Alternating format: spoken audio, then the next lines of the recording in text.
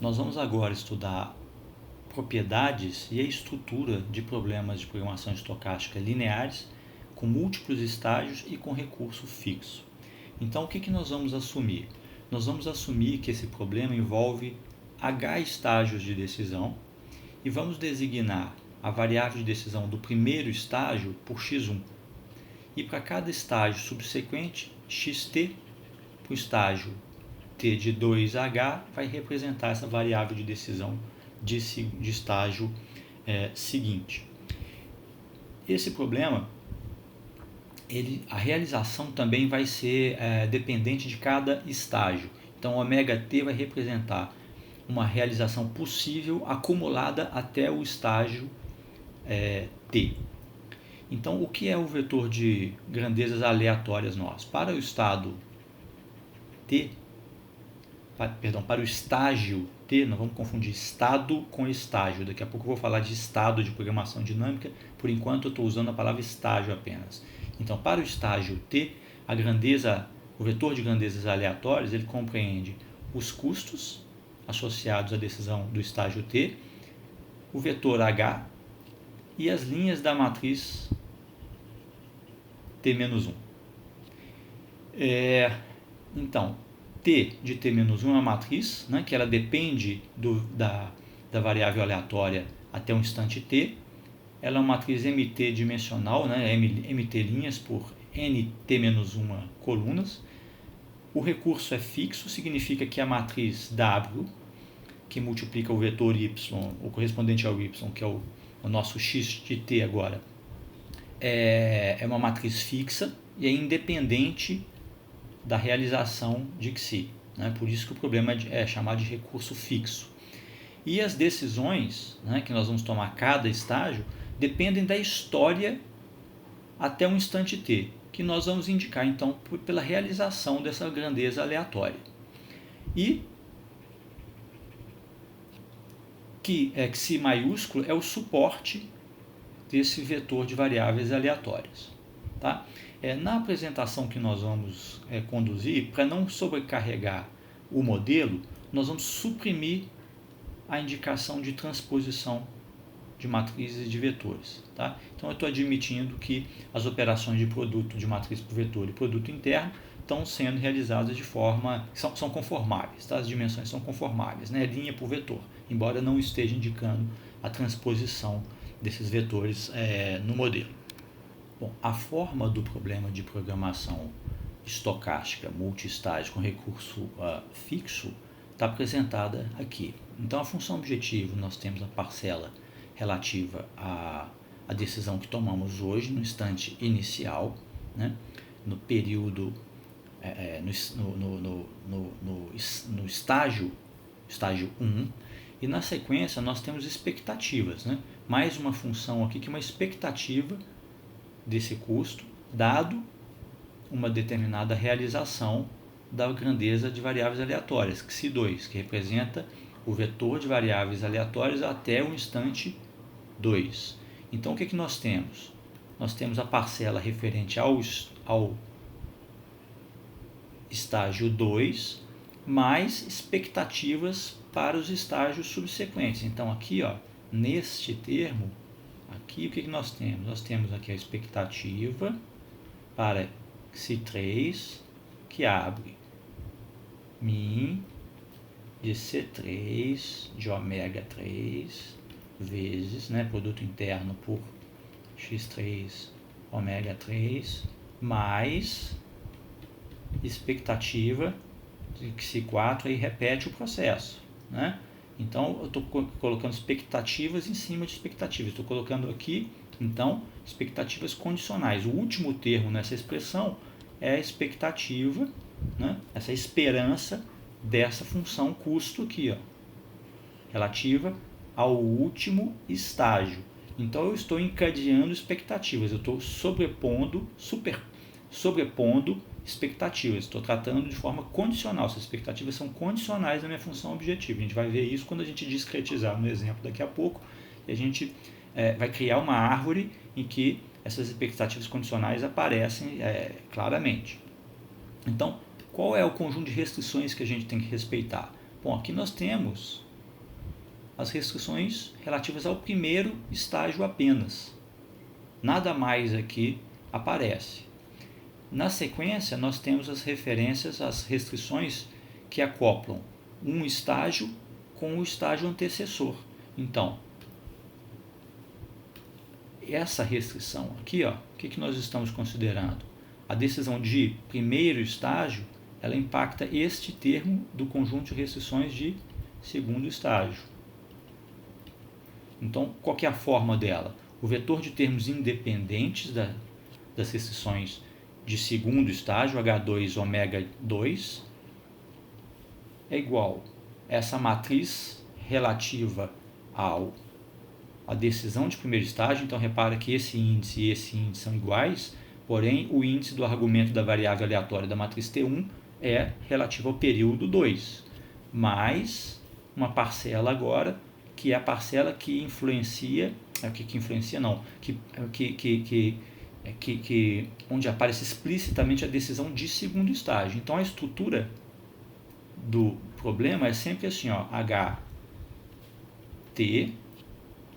ômega T é igual a matriz T no tempo T-1, relativo à decisão de tempo T-1, ômega de T vezes a variável do tempo anterior, mais W T x T ômega T. Essa é a forma do acoplamento para o caso geral, né? Então, essa restrição aqui, é a restrição para o tésimo estágio dentre os H estágios possíveis. Então, essa aqui é a restrição para o tésimo estágio, né? Então, no último estágio, o que nós temos? É o caso particular, onde isso daqui é H, o último estágio. Nós estamos modelando esse problema para estágios de T até H. Então, no último estágio, nós temos isso aqui, essa indexação.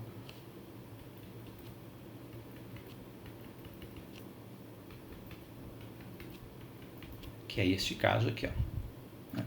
E todas as variáveis, no nosso caso, né, nós estamos tratando o caso linear, multiperíodo, linear. Multiestágio, linear. Multiestágio, linear. Então, todas as variáveis aqui são não negativas. A de primeiro estágio e a de estágios subsequentes. Então, o que é importante notar aqui é que existe um acoplamento entre a variável do estágio T, ou T-1, para a decisão que é tomada no estágio posterior. Então, esse acoplamento está aqui. A decisão do primeiro estágio impacta esse conjunto de restrições do segundo estágio. A decisão do estágio H-1, no estágio H-1, impacta esse conjunto de restrições referentes ao estágio H.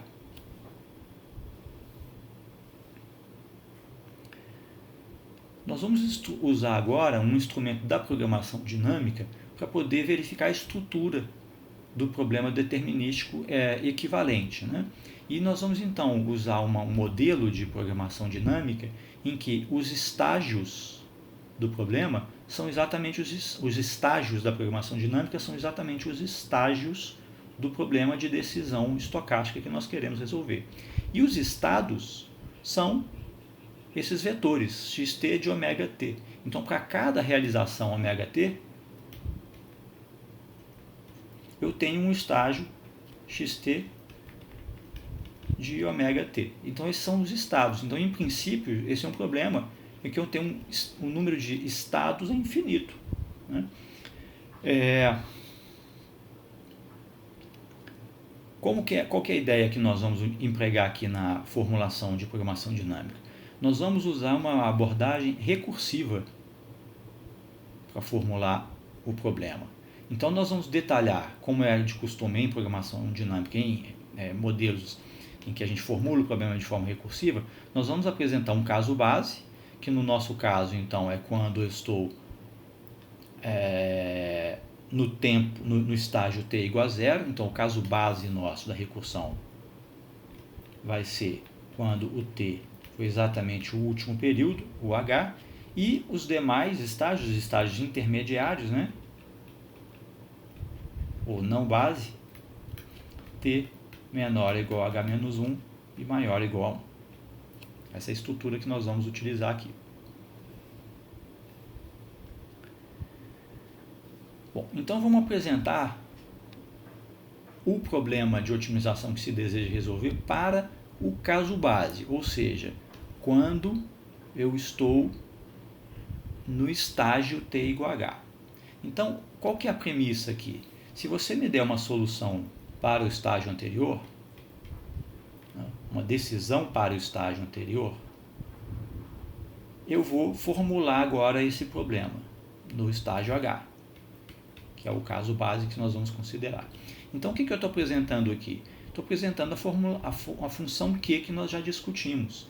Só que aqui ela está sendo indexada pelo tempo, como é o caso do H, então ela está sendo indexada por QH. O que ela é função de quê? Ela é função deste ponto, dessa solução para o estágio anterior. Então, esse primeiro argumento aqui é exatamente isso que eu estou considerando que está fixo nesse cálculo da minha função recurso. E também está fixo uma determinada realização ou um cenário para aquele estágio H. Então, ela é a função, tá? Tem que ficar bastante claro aqui, que essa função Q de H, ela é função de quê? De duas coisas. Do estado no período anterior, do estado no estágio anterior e de uma realização para o vetor de variáveis aleatórias. Então, isso fixo, o que corresponde a essa quantidade aqui, essa Q de H? É o mínimo dessa função linear. Repare que agora isso daqui é um vetor, é uma realização, esse custo aqui é uma atribuição, eu sei quanto ele é para um determinado que si de H, que si H de ômega, perdão, e eu tenho um conjunto de restrições para o estágio H.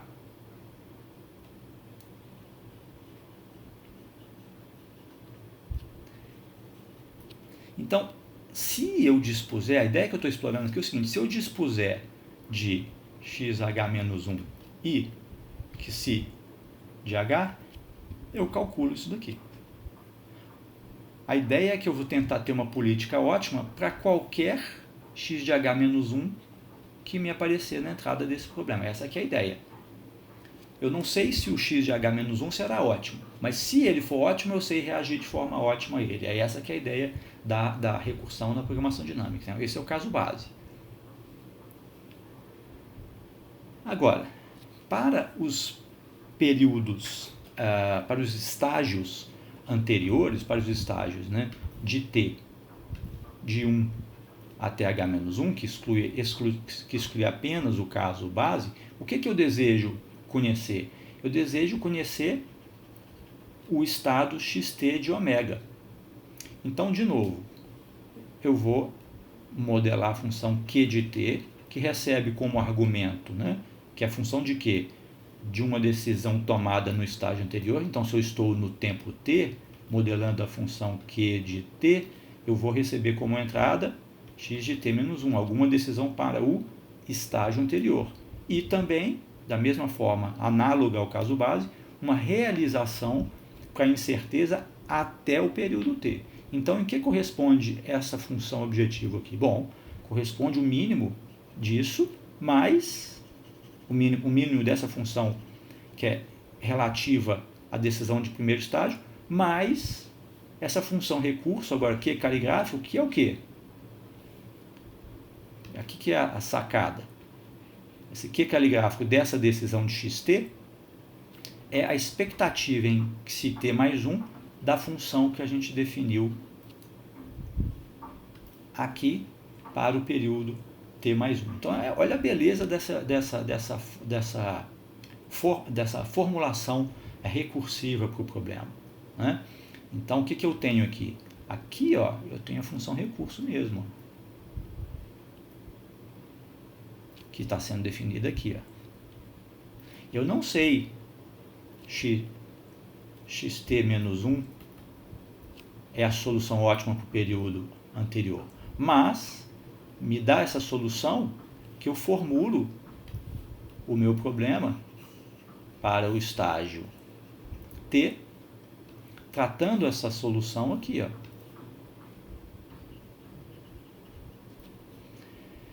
E considero uma parcela com custo que depende da decisão que eu tomo agora, mais a expectativa dessa decisão que eu estou tomando hoje nos estágios futuros. Repara aqui que a expectativa relativa à decisão que eu estou tomando agora no estágio T para os períodos T mais 1, T mais 2 até H.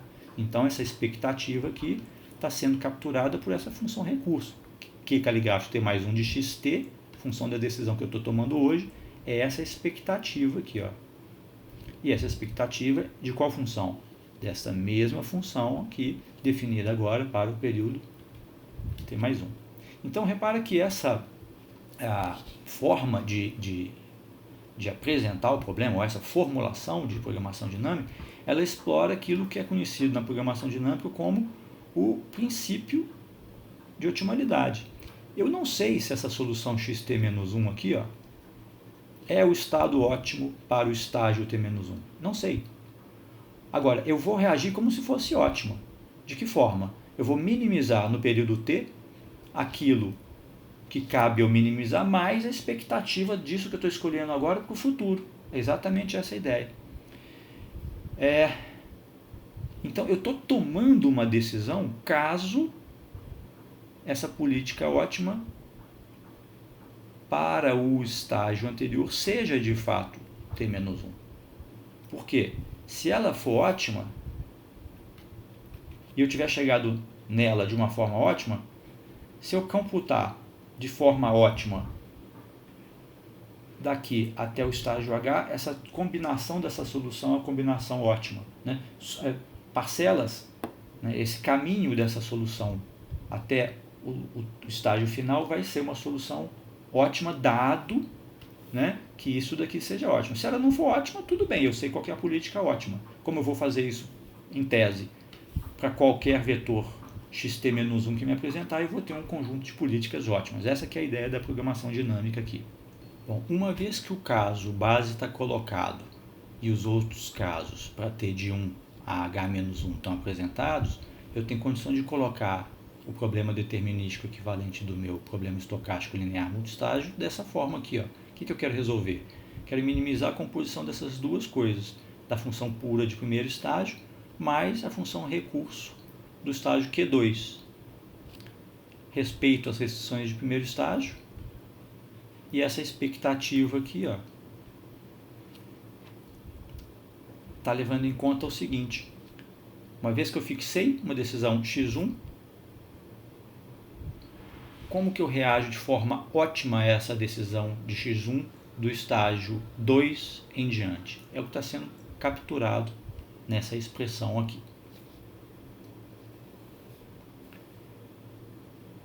Então, de forma análoga ao que nós fizemos anteriormente, nós vamos apresentar algumas propriedades sobre o conjunto de viabilidade KT que nós estamos definindo aqui. Então, para o caso de dois estágios, nós definimos o conjunto K1, que era o conjunto de restrições, o conjunto de viabilidade pura para o primeiro estágio, e o K2 de Xi, e o K2 que era a interseção desses K2 Xi para todo possível Xi. Agora nós vamos definir de forma análoga aqui esse conjunto K de T. Quem que é o K de T? É o conjunto dos vetores, né, dos estados no estágio T que geram custos, funções de recurso do estágio T mais 1 em diante, né, que sejam finitas, ou seja, que sejam viáveis. Então, quando eu estou impondo que uma função, né, no problema de minimização, estou minimizando uma função f de x sujeito a x pertencente a x grande, e estou dizendo que f de x é menor que infinito, significa que esse x é viável. É isso que eu estou querendo dizer aqui, né? Então, ao dizer, colocar o problema desta forma, apresentar esse conjunto K de T desta forma, eu estou dizendo o seguinte: olha, é o conjunto K de T, o conjunto dos estados do estágio T que geram funções de recurso finitas, né? Então eu consigo viabilizar nos estágios posteriores, T mais 1 em diante, eu consigo reagir de forma ótima a essa decisão do estágio KT, reagindo de forma ótima a ela e obtendo um custo finito. É isso que eu estou dizendo. Ou seja, ela é uma solução que viabiliza. Existe um recurso viável nos estágios T mais 1, T mais 2 até T igual a H para essa decisão que eu tomei que pertença a esse conjunto K de T. É isso que eu estou querendo dizer. Então, o que esse teorema aqui conta sobre esses conjuntos K de T e sobre essas funções recurso, né? Por caso multiestágio. Bom, essas funções, no caso linear que eu estou tratando, né? Elas são convexas para todo estágio T de 1 a H-1, e se o suporte se T for finito para todo estágio, então essa função, esse conjunto K de T e as funções recurso são poliedrais. Bom, a gente já viu o que é um conjunto poliedral, só que agora eu estou falando de uma função poliedral. O que é uma função poliedral? A função f de x é poliedral se o conjunto epigraf de f de x é poliedral. Então, vamos supor que f de x seja uma variável, uma função de r em R, ou seja, uma função de uma variável. Quem que é o epigraf de x? Né? De f de x? É o conjunto dos tx, tal que t é maior ou igual a f de x. Então, vamos supor que eu te dê essa função aqui, ó, g de x, que está aqui indicado, ó, g de x. Quem é o conjunto ep de g? Né? É um conjunto, então, se g de x é uma função de uma variável, é um conjunto, um subconjunto do R2. Né? Então, aqui eu tenho t igual a g de x, maior ou igual a esse conjunto aqui. Né? O t excede a cota dada por g de x. Então, uma função poliedral é uma função cujo epigrafo é poliedral. Esse daqui é claramente não poliedral. Né? Agora, se eu te der uma função f de x igual, por exemplo, o máximo entre AI transposto x menos bi para m casos, o que eu estou dizendo aqui? Qual que é a cara dessa função? Vamos apagar aqui. Então, vou considerar o caso em que m são 3 restrições. Né? Então, eu tenho aqui, eu tenho 3 restrições. Uma, A1 transposto x menos B1. 2, A2 transposto x menos B2 e A3 transposto x menos B3. Ok? Então, quem que é essa função f de x? Essa função f de x é isso aqui, ó. É o máximo entre essas coisas. Então, se eu pegar um determinado valor de x aqui, ó, o máximo por cota vermelha, o vermelho tá, o valor da função vermelha A3 transposto x menos B3 está aqui, ó, estou prolongando essa reta aqui, para o verde está aqui e para o azul está aqui. Quem que é o máximo desses três? É esse cara. Então, essa função f de x está me dando esse envelope aqui, ó.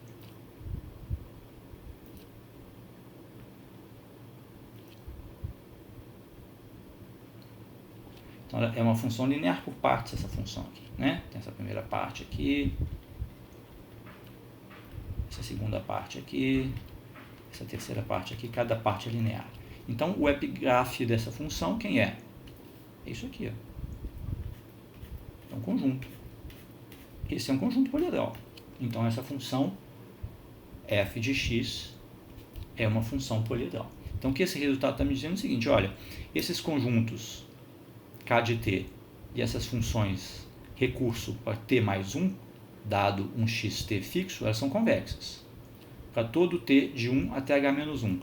E se o suporte for, tem dois x's aqui, e se o suporte, se t for finito para todo estágio no meu problema, então esses conjuntos, todos eles, né, o kt para t de 1 a h-1, são poliedrais, e essa função aqui é uma função poliedral. Vamos considerar agora um exemplo que vai nos permitir discutir as características da matriz de restrições do problema determinístico equivalente para o problema multiperíodo, linear multiperíodo com suporte finito, que é o caso clássico que a gente vai estudar aqui.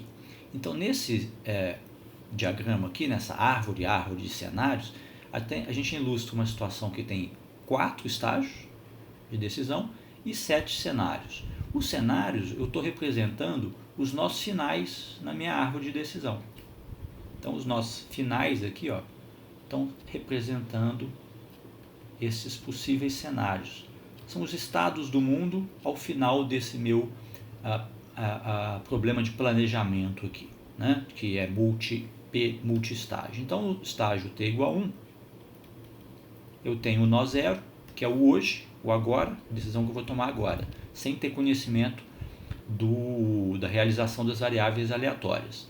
No período t igual a 2, no estágio t igual a 2, os estados possíveis do mundo são representados pelo nó L e pelo nó M. No 3, H e J e K. Então, o que corresponde, por exemplo, o nó I?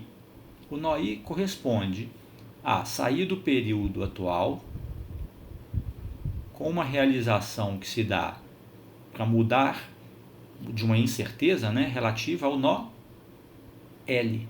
Então, existe uma probabilidade aqui, ó, de eu sair do zero e chegar ao L, assim como existe uma probabilidade de eu sair do zero, né, do hoje, e chegar no estágio t igual a 2 nessa condição do mundo, com essa realização das variáveis aleatórias. Claro que nesse caso essas duas coisas aqui somadas é igual, soma-se 1, né? Então o nó I que eu ilustrava corresponde a chegar no estágio 3 por meio deste caminho na minha árvore. O que é um estágio, um cenário então para mim?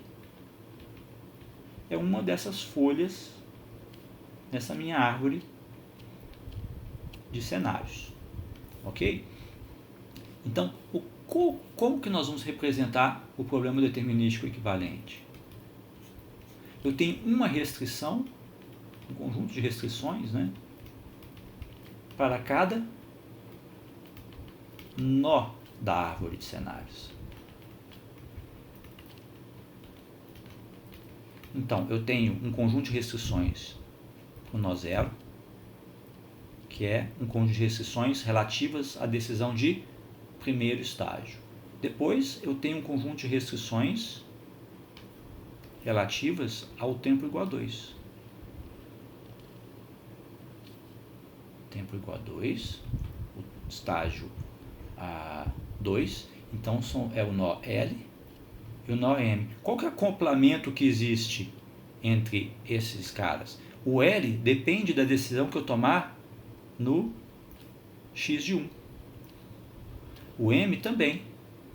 Só que o L vai ocorrer se a realização for a realização que eu vou chamar de ômega de L. Então, tenho essas duas conjuntos de restrições aqui para o segundo estágio. E assim por diante. Para o estágio 3, eu tenho um conjunto de restrições para cada um desses nós, que é acoplado com a decisão de estágio anterior, no período 2. Então, a decisão que eu tomo no H depende da decisão que eu tomei no L.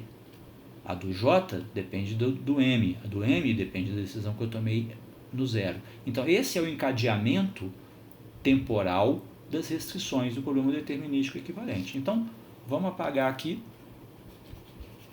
o que nós vamos construir algumas dessas restrições aqui, ver a forma como elas se apresentam e qual é a estrutura que se revela de um problema com essas características aqui, né?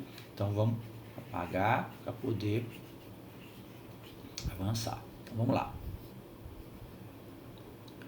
Como que nós vamos representar aqui essa matriz de restrições do problema determinístico equivalente?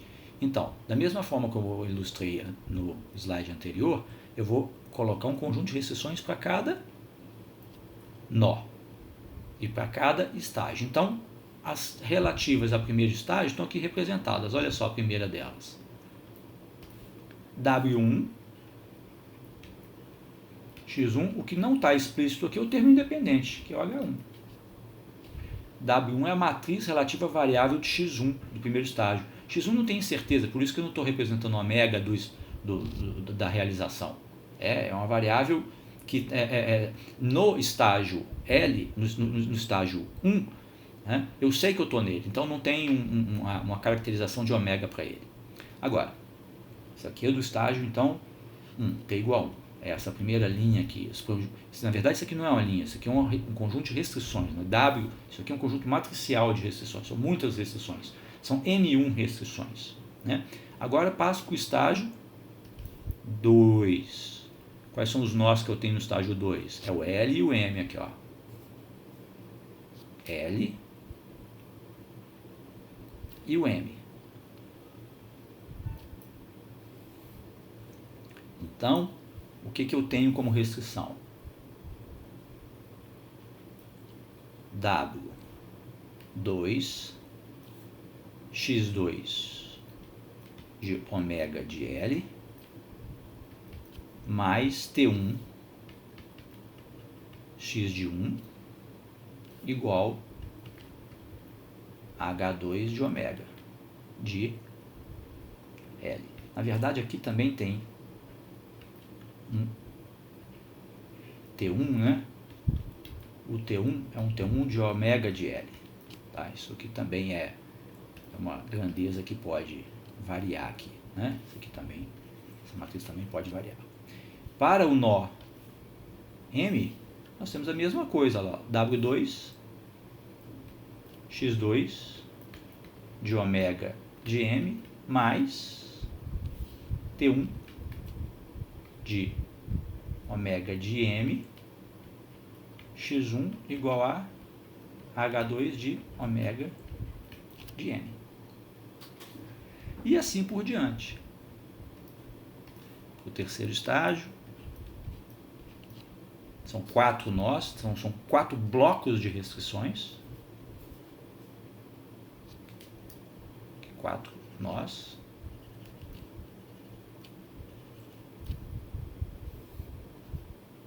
Sempre com essa estrutura. A restrição, a variável relativa àquele período,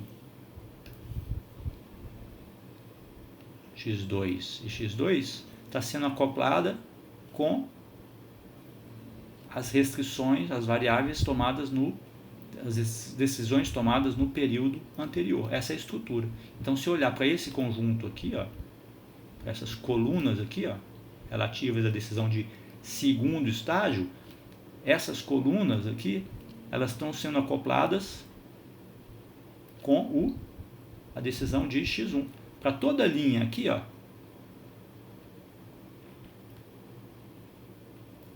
a decisão de segundo estágio, X2 ômega de L e X2 ômega de M, está sendo acoplada por meio da decisão de X1. Ela depende desse X1 e ela vai influenciar, por meio da matriz T2, a decisão relativa a terceiro estágio.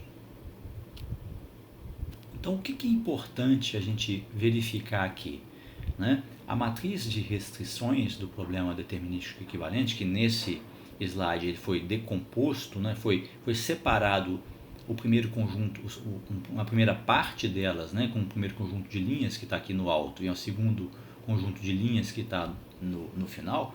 É um conjunto de linhas, é uma matriz muito grande, né? Então, se você pegar, por exemplo, aqui, ó,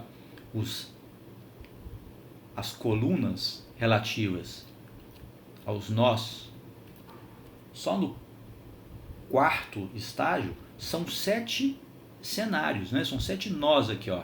O nó A, o B, o C, o D, o E, o F e o G. Então, é uma matriz que está acoplando cada nó da árvore de cenários.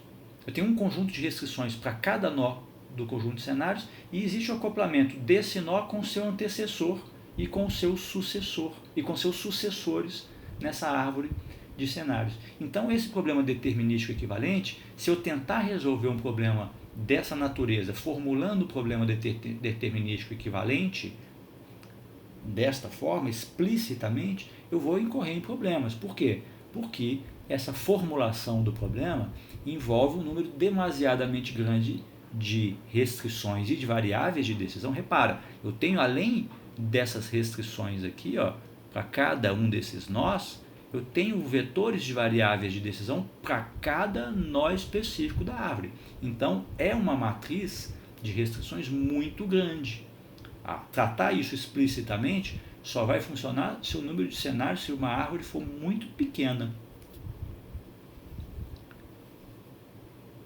Então, é bastante provável que, dependendo do número de cenários, né, se esse número de cenários cresce, se o número de nós nessa árvore de cenários cresce, que é muito difícil eu carregar explicitamente esse modelo no computador. Então eu tenho que utilizar um método alternativo, que é o método explícito, de formular essa matriz, esse problema determinístico equivalente, e tentar resolvê-lo explicitamente, com todas essas restrições e variáveis explícitas, né? Então a gente tem que empregar alguma técnica, e normalmente uma técnica de decomposição, que a gente vai discutir. E essa decomposição, ela explora aquilo que é a estrutura bloco diagonal dessa matriz de restrições, né? Então, qual que é o impacto dessa matriz bloco diagonal? Vamos supor que V designe um estágio da matriz da árvore de cenários, e que os sucessores, né, que sucessores desse nó V sejam CI de V, onde são N, C, V o número desses sucessores, né? Então, eu obter esse estado para cada um desses nós aqui, eu posso fazer em paralelo, posso resolver em paralelo, né? Isso é uma facilidade que essa estrutura bloco diagonal me permite. O que eu estou querendo dizer com isso? Vamos supor que eu tomei uma decisão de primeiro estágio aqui, decisão X0. Não sei se ela é ótima. Eu tomei uma decisão aqui no primeiro estágio. Essa decisão, ela vai passar por um processo de difusão na árvore. Eu vou enviar essa solução. Eu já estou discutindo como é que funciona o método, mas só para ilustrar qual que é o impacto dessa estrutura bloco diagonal no problema. Essa decisão aqui X0, ela vai ser utilizada aqui e aqui. E é independente. O problema que eu estou resolvendo aqui e aqui, uma vez que isso daqui foi arbitrado, ótimo ou subótimo, esses dois problemas que eu vou tratar na sequência, após ter arbitrado uma solução X0, eles são independentes. Matricialmente,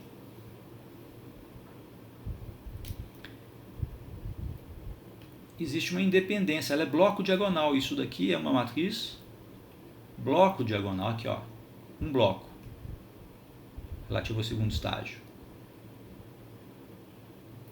0 e 0. Ela é diagonal? Não, ela é bloco diagonal. Então, no segundo estágio, uma vez que eu fixei x1, eu preciso tomar uma decisão x2, função de x1 e função da realização. A realização tornou esses caminhos independentes, e a matriz bloco diagonal está traduzindo isso. O que significa isso?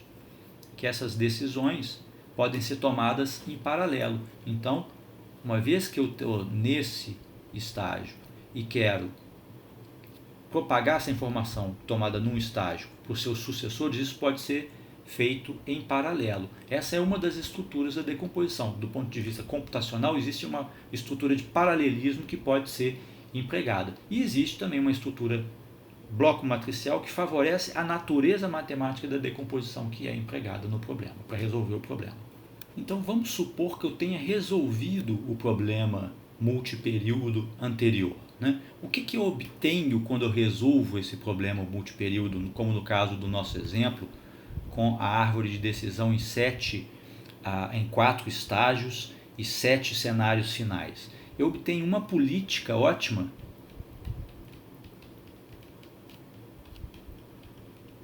para cada cenário. Então, ao chegar no tempo 4, né, no estágio 4, eu sei exatamente qual é a solução ótima para o x de A, caso a realização ômega A aconteça. Eu sei exatamente quem é a política ótima caso esse nó ocorra. E isso não é válido apenas, né, essa informação ela não está disponível uma vez que eu resolvi esse problema para apenas o T4, isso vale também para o T3. Então, eu sei que eu chego no nó A por um determinado outro nó da árvore no período 3, né? T igual a 3, que no nosso caso, na nossa notação aqui, foi o nó H. Então, eu também tenho aqui a decisão ótima XH de ômega H. Eu não sei se no futuro, se eu vou passar por esse nó da árvore, mas se passar, eu sei qual é a decisão, eu sei qual é a decisão ótima. Então, ao resolver esse problema multiperíodo, multiestágio, de problema de programação linear, estocástico, multiestágio, eu sei qual é a decisão ótima para cada nó da árvore. É isso que a resolução desse problema estocástico me fornece.